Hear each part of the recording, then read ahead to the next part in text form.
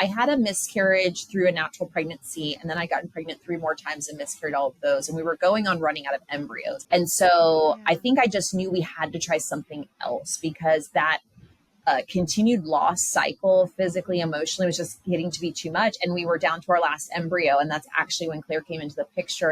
That's Lisa. After years of heartbreaking loss, she and her husband, Aaron, faced a choice: give up on their dream or trust someone else to carry it forward. Lisa's, put her body and mind through all these, tests and trials. And, we're coming up a little short. So I think we were open to something different and see if it would work. And we know the history of Claire. She had 3 beautiful, babies herself. And we're like, hey, this is somebody that's proven. And we said we're all in. That leap of faith brought their daughter Emerson into the world and changed their lives forever. We absolutely love being a family. It's just been such a blessing, such a fun journey. And like, why wouldn't we want to do that again? And so I think too, as Emmy got older, she started asking about, having a little brother or sister. And so that just tugs at your heartstrings a little bit. And now they're doing it again, wiser and still believing in miracles, not just once, but twice. For us, it's our faith. And I think just the idea of being perseverant no matter what, like I think even before Emmy got here, it's like if we give up, we know what the outcome is. If we continue to try, there's always hope. And so I just remember we just didn't feel ready to say no, this was the end. And so I think just persevering when sometimes that's the only option you have is because that's where the hope is. In this episode, you'll hear how Lisa and Aaron found the courage to start again, what they've learned from loss, and how faith and love continue to shape their growing family. Join us as Lisa and Aaron's journey begins again. So, okay, let's go back in time. Can you guys just share how you first learned about surrogacy and kind of what those early conversations between the two of you looked like? And Lisa, feel free to start. Sure. Yeah. So we started our infertility journey right after we got married. We had our first miscarriage, we got pregnant right away in the first 4 months, had a miscarriage. And it was kind of a journey of IUIs and IVF. And we honestly never thought of surrogacy. I think we thought about adoption. We thought about no kids and we knew we wanted to have kids. And I think in the midst of me going through several embryo transfers and I had a lot of pregnancies, but a lot of miscarriages. We quite frankly didn't think of it. It came to us because I had shared my story quite a bit on social media. I was putting videos. I think it was more cathartic for me, telling a little bit of our story through video and song. And Claire, our surrogate, we had some mutual friends and she saw that online. And so she actually has always had a heart to do this and came to me. And so she asked me to meet for coffee one morning. We went out and she said, I feel called to do this. And I've heard of your story. I want to do this. And so until that breakfast where we met and had coffee and she offered to, it wasn't really on the table. And it was very exciting, but also I think a little overwhelming because we hadn't even thought of surrogacy as an option. And so I remember calling Aaron in the parking lot after that. And I just said, this lovely woman wants to carry for us. And I think it was just a lot of disbelief. And I think that's when we started thinking about this as an option.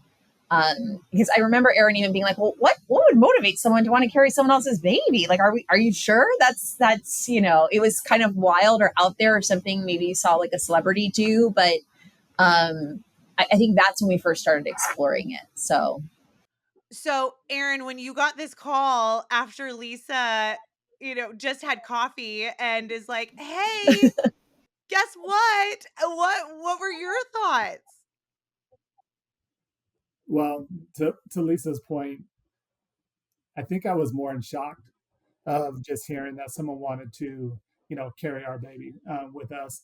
And I was actually caught up in a meeting too, so I couldn't really talk to Lisa more about it. And she goes, "That's it? That's all you had to say?" And I'm like, "Can we talk about it later?" Like I can get more details. So it was interesting, and still, with everything that we've gone through, it's kind of like, what is the next step? Mm-hmm. And so we ended up talking about it later on, and it was still weird to go through the process of how that would work. But it was great. I mean, excited. And I mean, obviously we had a a beautiful little girl from it. So definitely a cool Yeah. journey and And story. I No, think for we didn't sure. realize, like, because it was so shocking and we processed kind of slowly. I think we definitely felt like for us, it was a faith. We had been praying for an answer and this came. And so I think we knew we would take the steps, but it took us time to realize, like, okay, that means I'll never feel a baby kick, or like we Mhm. won't have that bonding. Like, I don't know that that all kicks in for some time until I feel like we were taking a step out in faith to just go through the process and then kind of later realize like Mhm. what that means. But Yeah. No, I think that's really I feel like that aspect of things is so true for a lot of people as they're growing their family, whether it's just, IUIs, IVF, surrogacy, egg donation. I feel like once you're on that train, it's just kind of okay, and next, next, next. And you don't necessarily always have that time to sit back and reflect. It's, you're almost like, okay, decision mode. I've got to do something. When do you think it really, I know you said it was a step out in faith, but when did you think it really clicked with that sense of, okay, this is how we are going to grow our family? I think for me it was pretty quick. I don't know, Aaron, if it was a Mhm. little bit longer for you. I had a miscarriage through a natural pregnancy, and then I got pregnant 3 more times and miscarried all of those. And we were going on running out of embryos. And so I honestly felt um I don't know, like intuitively, like I can't continue to risk putting these beautiful embryos in me if we're going to continue to miscarry. They couldn't figure out what it was, and it was just Mm. undiagnosed infertility, and so, or unexplained infertility. And so I Yeah. think I just knew we had to try something else because that continued loss cycle, physically, emotionally, was just getting to be too much. And we were down to our last embryo. And that's actually when Claire came into the picture. And so I think the way it lined up, I just knew. And to your point, you're going through the motions, and the whole journey is so emotional and it's so many years long. Like, you are kind of just like, what's the next right step? And so, like, in real time, you're not necessarily processing all of it. You're just kind of trusting and taking the next step through it until you kind of go and look back on how the journey came about. But I would say I knew quickly. I just knew we had to try something different because what we had done wasn't working. Yeah, for sure. What about you, Aaron? So I mean, I agree with Lisa. I mean, it was the next step. I mean, we tried everything else. Lisa's, put her body and mind through all these, tests and trials, and we've always we're coming up a little short. So I think we were open to something different and see if it would work. And we know the history of Claire. She had three beautiful, babies herself, and we're like, hey, this is somebody that's proven, and we said we're all in, and we went through that process. Yes, and it was a beautiful process. I know that had, its own ups and downs as every journey does. And Claire actually shared about it, whenever she came on the podcast, a few months ago. Yes. So I know it was beautiful and resulted in your gorgeous baby girl. And now you're back for a sibling journey. What made you guys feel like just after everything that, the timing was right to start this over again? So it's funny, the first 3 years we had Emmy, I think it was a mix of she's all we ever wanted. Like we just wanted one baby and family. And so in a way you feel Yeah. so satisfied. I didn't need any more. But then also after she gets out of diapers and bottles and you start to get your sleep back, you're like, okay, I think I can balance this. But for me, the first 3 years, I wasn't ready. And I think she'd fulfilled such a longing that I didn't feel like we needed anything more. On the flip side of that, you have so many people in your circle that talk into you. And I would kind of just take little bits and pieces from different people I would talk to. And, you know, I had a friend at work say, her parents are aging and she's dealing with that by herself and she wishes she had a sibling. And I had another friend just say, like, her biggest regret, her daughter's in college now, was not having another. And then you have people that reach out to you and they're like, no, one is fine. Like, I don't know how people with more than one do it. And so, you know, you kind of just take bits and pieces, but I think in our heart, like, it's the best thing we've ever done. We absolutely love being a family. I mean, it's just been such a blessing, such a fun journey. And like, why wouldn't we want to do that again? And so I think too, as Emmy got older, she started asking about, having a little brother or sister. And so that just tugs at Mhm. your heartstrings a little bit. So I think it's all of that. And I think too, the one thing that, probably delayed this journey a little bit more than doing it in the first few years. I don't know that you ever feel fully ready. I think I was waiting to feel fully ready. I think everything with Sure. fertility, in surrogacy, it's so orchestrated and you have to like say, yes, we're ready. And I don't know that most parents say I'm ready for another kid. And so you kind of have to jump a little bit before you're ready and just say, we want to expand our family. We want a sibling. We want all of this, no matter what comes with that, no matter what the journey looks like. And I think what's hard too, like Aaron and I had talked about this, it's not a guarantee. We could do all of this and still, as Claire shared on the podcast, like our first surrogacy journey with her did result in a loss. It was a miscarriage. And there's just no guarantees. But I think we just said we're going to put ourselves out there again, you know, just to get a sibling for her. So she has got someone to grow up with, and someone as we get older. I think we're also older in the process. I'll be 41, Aaron will be 48, having a second baby. And so I think just making sure she's got a family around her. Keep that down, Lisa. You don't need to put my age out there. No, I mean, to piggyback off of what Lisa said, I think, I joked with Lisa that, we needed to make sure that Emerson was old enough to do chores and help with the baby. So that's why we waited.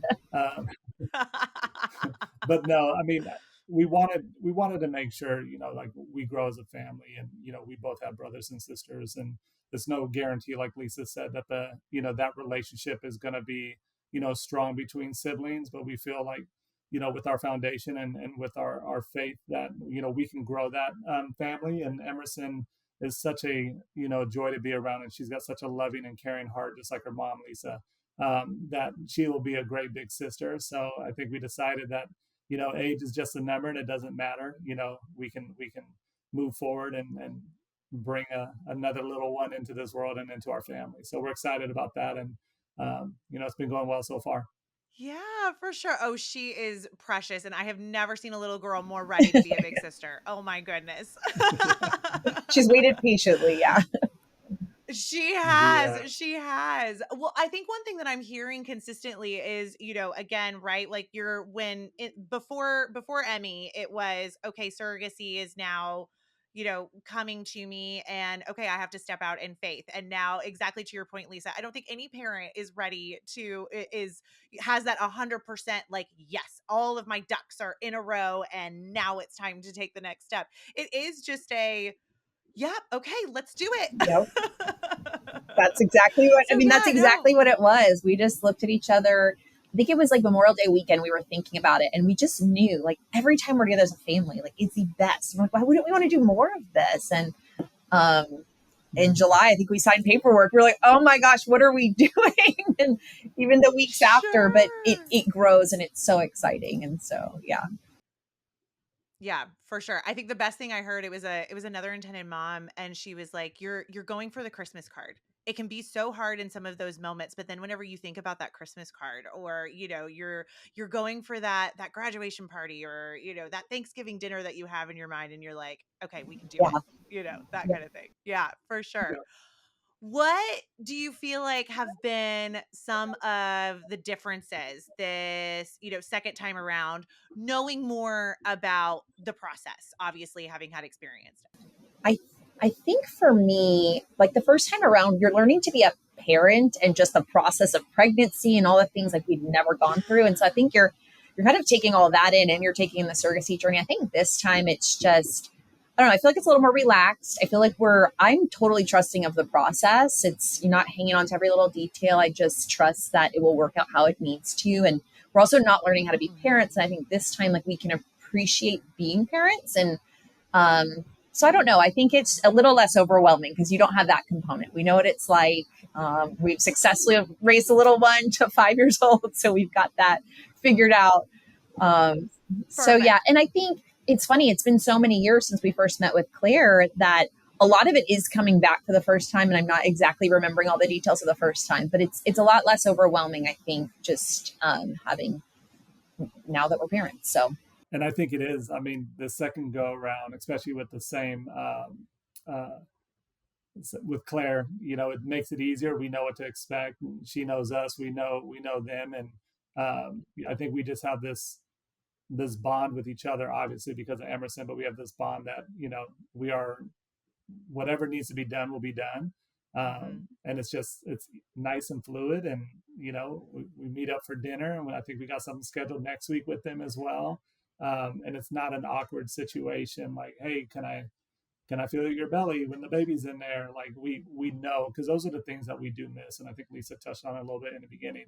I don't get to put my hand on, Lisa's belly, or put my, head against her belly and talk to the baby. So we do miss that. That is kind of, hard at times and difficult, but we know what the outcome is when, when it's all said and done. We got Emerson through that. So I think we're just excited. We're also enjoying the time that we have with just three of us, because we know in no time at all, we're going to have four of us, and it's going to be a newborn. It's going to be a lot of work since we Sure. know what that entails. So, but no, we're super excited.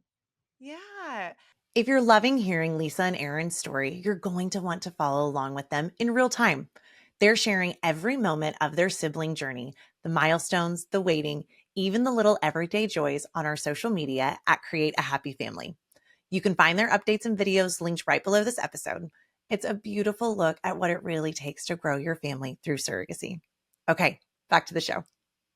How do you navigate kind of maybe those little, I don't, I mean, I guess you can call them maybe little moments of grief, or maybe little moments of loss, or wishing of, like you said, Aaron, like putting your head on Lisa's belly, or, Lisa feeling those kicks. I mean, I know it makes it a lot easier with Emerson, around, but how did you navigate that early on, and how are you navigating that now, as maybe, some of this stuff is starting to come back?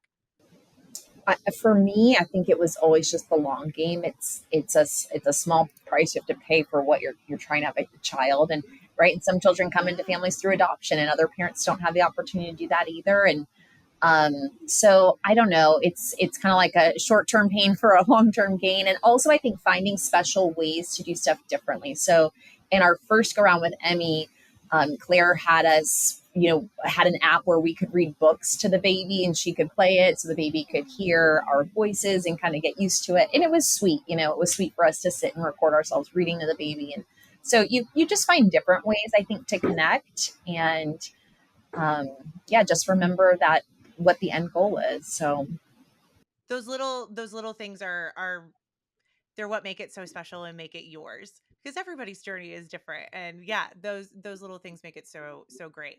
How has it been? I know you've said it's like, it's kind of riding a bike. Some of the stuff is like coming back and you're like, oh, I remember that. How has it been going through like the screening, the evaluation, stepping back into the clinic after, it's been a few years? How has that all yeah, been? it's funny because yeah, it's like muscle memory. I feel like it has been easier and it's been quicker and more efficient. And we were all kind of joking. We had to go through a psych eval again, and we were kind of reminiscing Right? like when we did this 6 or 7 years ago with Emmy. And so I think what's interesting, at first we were like, oh, do we have to redo some of that stuff? But I think you have to, but you should, because like we've all grown and changed through this, and Claire's done a second Mm. journey since then. And things change in the medical world and the legal world. And so I think it was good just to make sure we're all still on the same page, and just to reacquaint us with the process. And like I said, that first journey, we were kind of all learning. And I think this time we were able to kind of go through and be like, hey, did that work? If so, let's repeat that. If it didn't work, do we need to adjust anything? Because we also have a little kid now, and we were probably more accessible before, and they have 3 kids. And so I think just coming to an understanding of where everyone's at was still such a great idea, to be able to just kind of level set foundationally on what this looks like. But it has been a lot easier because, I mean, Claire's just been a dream to work with. And I think our families have just kind of gotten along since day one. We had the benefit of having mutual connections. And so I think we're super fortunate to have that, but much easier and pretty Yeah. efficient. I think this process has gone so fast, and we've been a little shocked at sometimes, but it's like, well, we've done this before. And so Claire's on it, we're on it. So it's been pretty expedient. Yeah. And I think obviously when we had Emerson, it was, 2020. So it was during COVID. So we weren't Lots is able to different go to all the now. yeah, we weren't able to go to all the appointments. And I mean, even here with busy work life, trying to find a work life balance, we still don't get to go to all the appointments. So it's almost like we're used to this, and we know how it works, and it's okay. um, but yeah, times have changed. I think going through the motions again does kind of bring back those memories. Like, oh yeah, you remember when we had to go through the cycle valve? Like, I wasn't, crazy, and I'm still not crazy, and everything, every, everything's still good, and they don't think I'm too old to have another kid. So Perfect. it's exciting. I mean, the journey, and it does make it easy that we've been through it with the same surrogate before. Mhm. So we, we're, I would say we're more than acquaintances. We're really good friends, when it comes down to it, and they always have a special part in our hearts, and in our lives forever. It's gonna be 2 times now.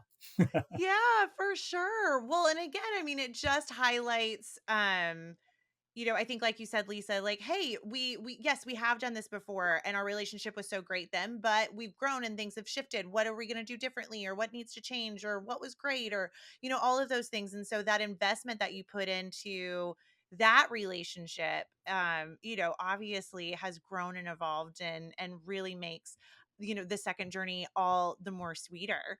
With Emerson, obviously as you're preparing her, she so desperately is wanting to be the big sister. How did you guys talk to her about what this journey looks like, and maybe how it relates to her story, and just how did you prepare her for all of this? Oh, that's been like one of the sweetest parts, that like is a gift that you don't think about Hmm. necessarily. So I think when she turned 4, like before we even knew we were going to do a second journey, I started talking to her about just kind of testing her knowledge on what she knew about how babies come. And I started telling her that we had to borrow another belly because mommy's belly wasn't working. And so we started having those conversations around 4, and then obviously just in the past like 3 months, about 9 months later, we are actually now going through the process. And so I think she started having a very brief understanding of how she came to the point that she would actually ask us at church, like, hey, can I go see Miss Claire? Can I see a picture of when I was in her Hmm. belly? And so I think she was starting to put those things together. And then we decided to go forward on this sibling journey. And what was cool is bringing her to the clinic with us. And she just turned 5, and it's funny how much they develop so quick. She started asking, like, mom, could I see the tube they're going to put the little baby in? And she got to actually Oh, FaceTime wow. while we were doing the transfer. And I was walking her in, and I said, this is where we put you in Miss Claire's belly. And so it's just kind of like a full circle. And I mean, she has as good of an understanding as she can for 5, but I think Sure. walking through it versus us just telling her how she came to, I think not only further normalizes how she came about, but just like really brings it to life. And it was just, that was a really sweet, special moment that I wasn't expecting on transfer day to bring her with. And she had a lot more questions than I thought for her age, and a lot more comprehension than I even thought, just asking about the doctor and how it's all done. So, yeah. I love that I mean, of course, obviously, I know she's so excited to be a big sister, but I love how it's also just a celebration of her and her story. And that's so amazing that, she and little sibling are gonna have such a fun connection in just that way. Yeah, That's yeah, they're gonna have that amazing. bond forever, which is gonna be awesome. Yeah. So when I know she got to FaceTime, which is so fun. And then obviously we have like the 10-day wait, which I feel like is just the longest 10 days of anybody's life. What was her reaction whenever you were like, okay, hey, guess what? Like, big sister, it's a label. It's happening, Yeah, girlfriend. I think we know it's funny, right? Kids have kind of this blind faith that I think when we told her we were going through the process, like there's like almost no doubt. Like I think she thought when we were going through the process, like I'm becoming Love a it. big sister. And I love that because I don't know that when we got the positive test, if it really changed for her. I think she knew when we were going through it.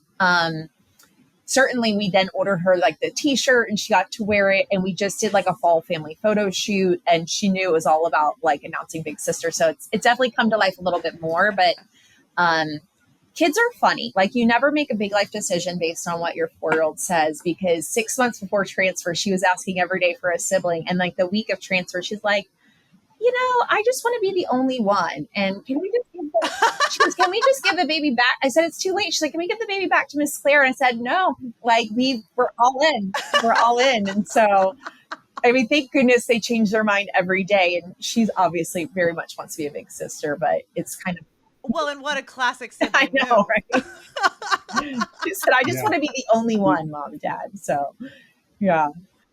yeah, she's already staking her claim and what's hers and what's not hers, and independent. So it's a big thing for her. I mean, I know we pray every night, with her for the baby in Miss Claire's belly. So she's a part of that as well. So she's excited. I think, as the process goes along, and Miss Claire is showing more, and she's going to feel that that's going to be another thing where I think, it's going to set in for her more that, when's the baby coming? When's the baby coming? And we'll be soon enough. We'll know, what the gender is. So whether she's going to be, big sister to a little sister or a little brother. So that'll be exciting to share that with her when that time comes. Yeah, for sure. Oh, it's so fun having these big monumental moments that they are always a celebration. They sometimes have, other feelings attached to them, whether it's stress or nervousness or, just all of those things. But I feel like Emmy is that sort of like, hey, this is like, she's just bringing the joy. Yes. She just keeps bringing the joy to every Doing moment. it with another child, yeah, it is what it's making it so much more special. Like, it was obviously very special the first time around, but sharing it with her, I mean, it's just been icing on cake. So. Yeah. For sure. For y'all, as you were, again, you kind of you're reliving it, but then it's also a new journey. Was there was there a moment where it felt real, truly real versus, like, okay, and we have our to-do list and, oh gosh, now it's transfer day. What was that? Have you had that moment where it's like, oh no, this is really happening? I think it's funny after we made the decision and like signed the paperwork, I kind of, like I said, I was waiting. I wanted all my ducks in a row. I wanted to know we were Hmm. fully ready, and I didn't get that. And so I think after we signed it, we're like, oh my gosh. And then we had a transfer day. It went very quick for us. And I know that's not always the experience, but because again, we'd gone through legal years ago, it was a rather quick process. And we'd gone through psych eval. So we did re-talk about things, but we had already aligned on things. Many hadn't changed. So I think when we got transfer day, we thought it was coming maybe in September, October. It came in August. We were like, what in the world? And so it happened very Yeah. quick. And I think most recently, like on our first round with Claire, where we had a loss, it happened right before our 12-week appointment. And they said the baby stopped growing around 10 weeks. And so we just had our 11-week appointment last week. And to see that baby moving around, I mean, we saw little fingers sucking their thumb. To me, I think getting past that kind of hump where you maybe experienced a loss before made it really real. Yeah. Seeing the little profile, we had, sadly, we've had a lot of heartbeat appointments, and that's a big one. But I think getting past that 11-week appointment was pretty special. So it feels real now. So I think we're just, once we can know gender, I think because you don't get to connect with the baby in in your womb if you're going through surrogacy, like Sure. another way to connect is through knowing gender and being able to give them a name early. And so that's been pretty important to us. So I think that'll continue as we know what we're expecting. So No, I mean, I think to Lisa's point for me, and where we've had losses before, whether it was 8 weeks, 9 weeks, and then the first one with Claire was, 10 and a half weeks. Um, I still remember that moment pretty vividly, as well Hmm. as Lisa probably does. Driving down the wrong side of the road, just in disbelief that happened. So with Emerson, for me, it was when she's here. That's when it's real. I think it's a little bit easier this go around. So I would say the heartbeat that we had, knowing, and then definitely the last week where we saw an arm and a thumb sucking and a leg kicking, and I mean, there's nothing stopping what's coming now. So it's definitely pretty real. Now I'm just looking forward For to seeing, sure. is it a boy, is it a girl? You know, um, Yes. we'll be happy either way, but I'm pretty sure I'm going to be like the biggest girl dad again. I just have this feeling. Own it. Loud and proud. Loud and proud. I love it. I I know. love it. I know.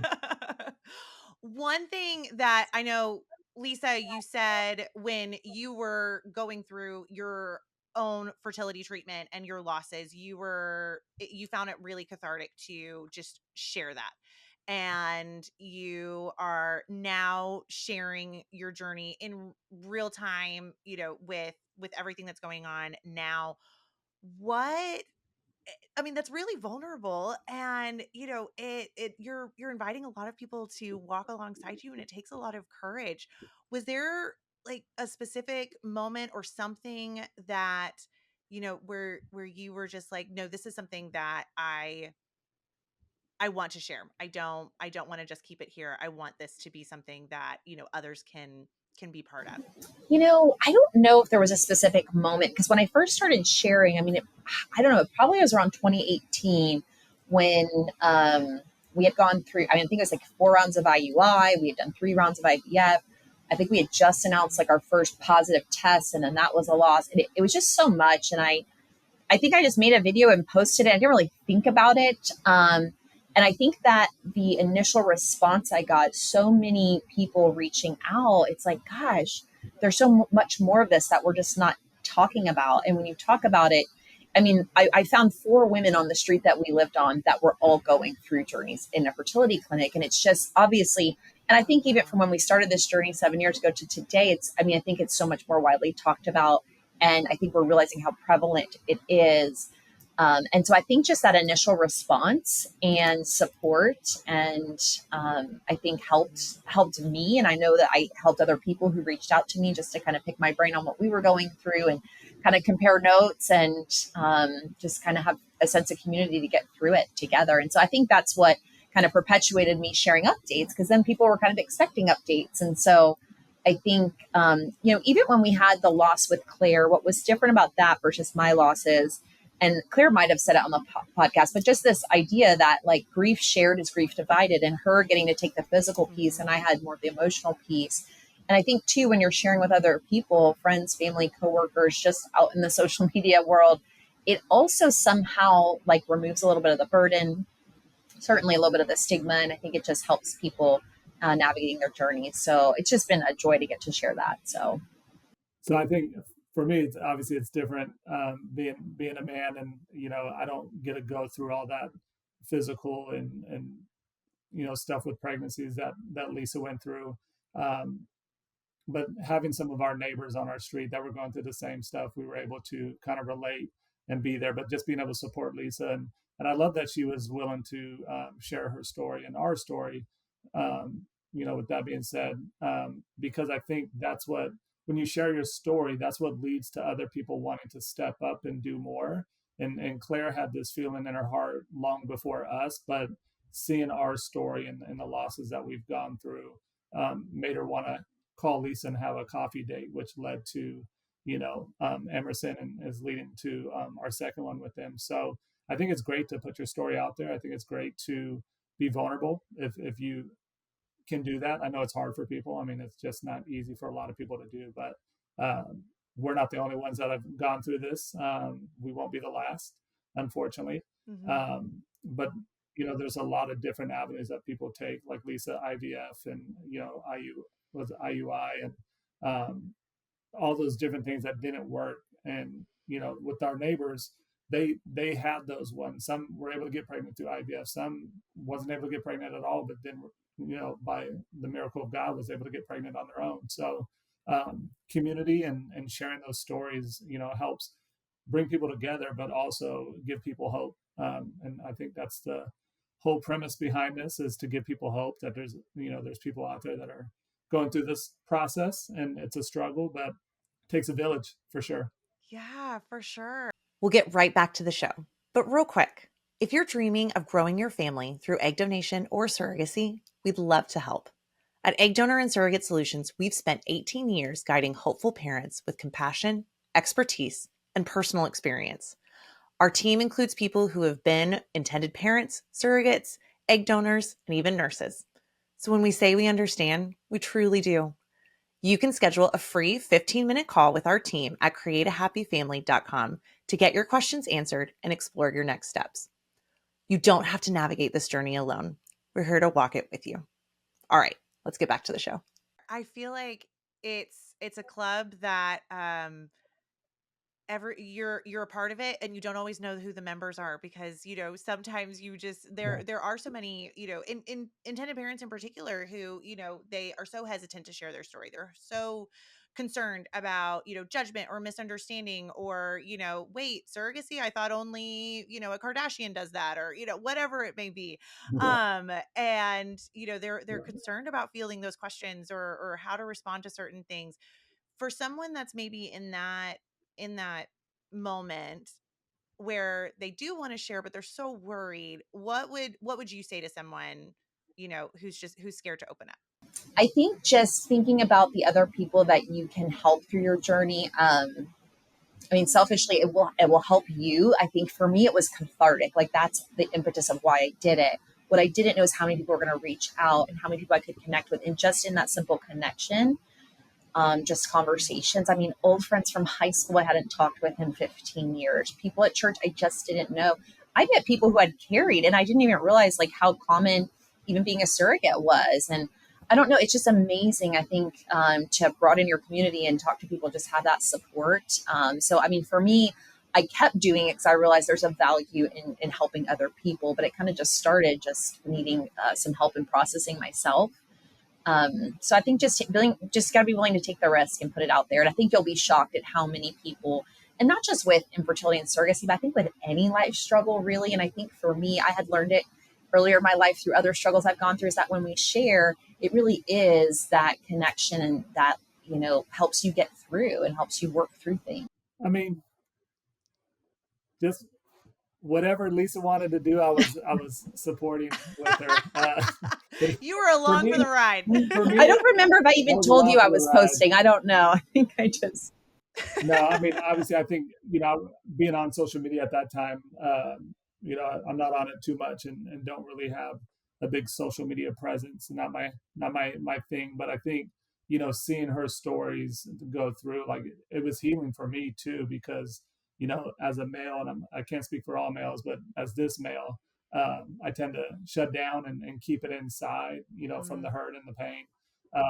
And it was good to see those videos that she was posting, or her stories, because like it put it into words or a story, with music. Sometimes she would do sound, and it made me smile, know that we weren't, alone.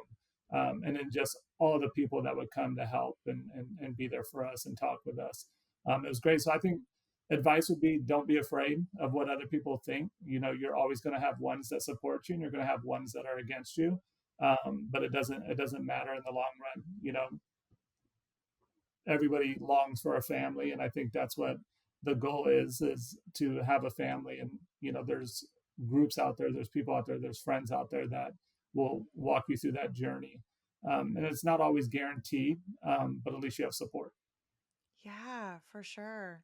And I think sometimes in the midst of that pain and grief, and, and Aaron, to your point, when you're shutting down, you have so many people that, or people that maybe are part of your inner circle that are coming to you, and they're, they'll say things like, well, just let me know anything that you need. And in that moment, sometimes you're like, I don't know what I need. But it's sharing your story. It has that community, and there is somebody that, has been in that seat and can, this helped me, or those words of encouragement that maybe somebody else doesn't know just quite how to say, or things like that. It opens up your world and gives you that support that maybe you wouldn't have had otherwise, for sure. When So obviously, shifting a little bit, I know Claire reached out to y'all, and that was kind of how everything kind of first got started. But a lot of times people kind of look at agencies as like, this is just how you get matched, or maybe you get started at a clinic first, or things like that. What made you decide, hey, yes, sure, we've done this before, but we still want to have the support that we had in the past? Did you like, what made you guys decide to go with that versus like, oh, let's just do this on our own, we know exactly what we're doing? Yeah, I know. It's tempting. And even the first time around, I had a friend, a family member, a friend, and another kind of coworker, like all be like, I'll carry your baby. And it's like, okay, in theory, that's very kind, but there's a lot to it. Like y'all need protections, and you need someone who knows what, the legalities of it. And it's more complicated, right? And complex than I think anyone can anticipate. And especially when it comes to relationships with friends and family. And even if you don't know and you're getting matched, I think having someone that's just kind of a conduit between the two parties, that is an expert, that also just keeps you on track with everything that you need to do and all the things that you're not thinking of. Right. Like I wouldn't have thought of her medical insurance and what do we do if it does or doesn't cover her? And what if she falls out of coverage mid journey? Like all the things you don't think of, you really do need an expert that's walking alongside you. I would say the benefits for us is definitely there's a lot of moving parts, from Mhm. just, the psych eval to the match meeting to doctor's appointments, medical, legal. And so I think just making sure everything is moving along, that you're staying kind of on time with everything. Um, it's the coordination is a key piece. And so I think for us, even though we knew Claire, I think it was just, it was kind of a no brainer that we would definitely have an agency again, have Surrogate Solutions do this again with us, just to keep the process smooth and just to protect everyone involved. So, Was there a moment, either during your first journey or maybe even now, now that you're in this one where you're like, oh my goodness, I am so glad that I am not having to handle this on my oh own? gosh, all of the administration. I mean, I don't know. All of I it. just, it's like we both work full time. We have a little kiddo, and it's just, there's a lot that goes into it. And so I think for me, it's all of it: the legal, the medical. I mean, just kind of we get constant reminders for everything we need to be doing. If we're lagging and haven't followed up with something, there's a kind nudge. And hard conversations too, right? You have some tricky Yeah. conversations about, um, what this could look like if the embryo or baby doesn't turn out healthy, and what does everyone want in that scenario, and have we had that hard Hmm. conversation, and what does a relationship look like during and after the baby comes, what are the expectations on both sides, and having a party that's not attached to the IP or the GC and is kind of in the middle, just helping liaise and guide with experience on their side, I think is very helpful. um, yeah, for me, it's all of it, but I would say those are a few that stand out. Yeah. Has there been anything that, has helped you feel guided and supported, even though you aren't new to the process? Oh, that's a great question. Yeah, I mean, this one is definitely like it's coming back to us, I think, as we're going through it. But quite frankly, like we forgot a lot of the details just because it had been so much time, and so I don't know if any part stands out as specifically helpful, but I think um, I don't know. I just like having a guide along the way. It's kind of that insurance that like I'm not missing anything. Yeah, no, I'm not as organized as well as you are, Lisa. So, I mean, I think having surrogate solutions and all the people that are involved are great with the reminders, and I'm Perfect. all for them doing all the paperwork because there's a lot that goes into that you don't realize. So, definitely having that third party um, to help provide the support, and you guys are always available too for questions. So it's hard to get through doctors offices and ask questions, but we can reach out to you on just questions that we get with email. So it's always great to know that just a phone call away. Yeah, absolutely. And I think, going back to something that you said, Lisa, about, those tough conversations, I think sometimes, and you kind of already said it, but yes, it's a second journey and everybody kind of knows all the players, but things are a little different. You do have, a 5-year-old versus, not having a kiddo at home yet. And, Claire's in a different spot now with, older kids and, other, needs and things. And so, to have somebody, if something does come up that maybe you weren't expecting, or things like that, can to be there to, support and talk through and, have maybe some of those, like you said, tough conversations can be really Yeah, helpful. yeah, I think it's beneficial for all of us, Yeah. especially because we have remained friendly with them in between, and we have built a friendship, and I think just having someone in the middle to help guide us and make sure we're in lockstep has been really helpful. At this point in your journey, what do you think has helped you stay grounded and just hopeful throughout this process? Oh gosh, for us, it's our faith, and I think just the idea of being perseverant no matter what. Like, I think even before Emmy got here, it's like if we give up, we know what the outcome is. If we continue to try, there's always hope. And so I just remember we just didn't feel ready to say no. This was the end. And so I think just persevering when sometimes that's the only option you have is because that's where the hope is. If you stop trying, you're not going to get the family. And so I think now that we've been through this once and we have a kiddo, I guess there is some kind of relief. I think on our first journey, if it didn't work, there was this, will we not have a family one day? Now, if it didn't work, that would be Mhm. devastating, but we have a child that we're so grateful for. So I think we just I have a lot of faith that the process will work out how it needs to, and we'll get through it, with community and support either way. And truly, that never ends as a parent. I think thinking of it that way too, like even when the kiddo comes, then you're worried about them for the rest of their lives and their health. And oh my Absolutely. gosh, it doesn't end. So it's like welcome to the beginning of just kind of needing to stay grounded and yeah.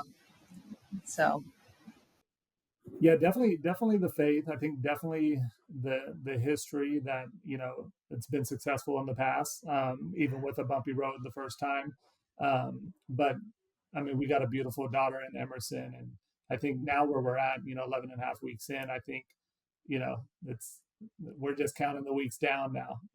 Just like waiting for Christmas to get here in May. So um, but Yes. it's just faith. It's just knowing, our group of people, and Claire and Aaron over there. We've all been through this together. And we're just enjoying the journey this time around. And I think you didn't know what you were getting into in the first go around, and this being our second, I think we get a leg up in a sense where we know what to expect and what's going on. And I think once you get past that 11th week, 12th week, it's smooth sailing. And then it's the countdown of the days. So no, we're excited, and I can't wait. I love that. I love that so much. Okay, I have two more questions for you.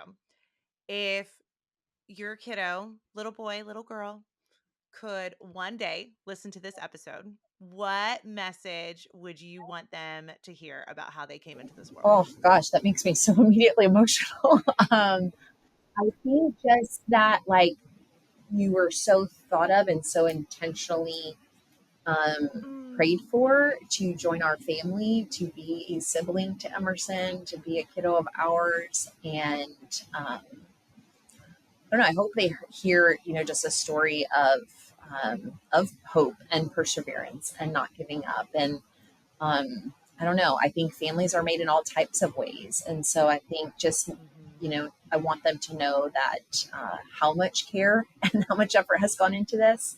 Um, just like if you were to have adopted a child, it's like that child is so loved, and it's a little bit of a different journey, but it's uh, still so much care and intentionality and love went into that. So we're just so excited. This will be one of two of the best journeys I think Aaron and I have ever gone on in our life. So Just endurance would be the word that I would love for not only Emerson, but whatever the next miracle baby is that's coming, is just endurance. That you know mom and dad never gave up. We wanted this so bad, to have a family, and that the family that you're going to be born into is going to always love you unconditionally. So that's what I would say.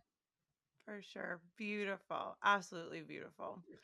Okay, last question. And we've kind of already touched on it, but me and coffee. We are codependent. same. I'm not at a single meeting without a cup. Yep, there we go. So I always love to ask the question, what filled your cup today? Literally or figuratively, what has been the thing that has filled your cup? In general, just becoming a mom is the best journey of my life. Yeah. I don't know, I would give up everything else in the world to just have a family. As far as today, I think just the joy of sharing is so powerful, and it whether it's good news or bad news, I think it's just sharing with others. It just brings others into the fold, and I don't know, it's just a beautiful blessing to get to share both the joy and the hardship. I know I said it earlier, but like grief shared is grief divided, and joy shared is joy multiplied. And so I think it's just really cool, even in the good. We're here today celebrating because we've had a great journey, and we're on our second. And I think just sharing that is just a great message of hope. So I think for me, that's very fulfilling to get to be part of that. So Your words are always so well said, Lisa. That's why I love you so much. My cup was filled with a vanilla sweet cream cold brew this morning, so that was great. Uh, Great way to start the but day. no, I gosh, think I every took that day. real figuratively, didn't I? I should have just said coffee. Yeah, yeah. I mean, every day. I mean, it's cliche, but every day. I mean, I got to take Emerson to school every day and pick her up, and So my day is always full of doing that. And I enjoy that, and being able to do this again here in a few months is going to be even better. So, because we'll have a family of 4, so I can't wait for that. So that's what fills my day up. I love it. I love it. Well, again, thank you guys so much for, just sharing your story before, now, during, in the middle of all of it, just sending all of the good vibes and happy thoughts, and can't wait to hear if Emerson's going to get to have a little sister or a little brother. Oh, we cannot So wait. exciting. Yes. We'll know in the next few weeks, so we'll keep you posted.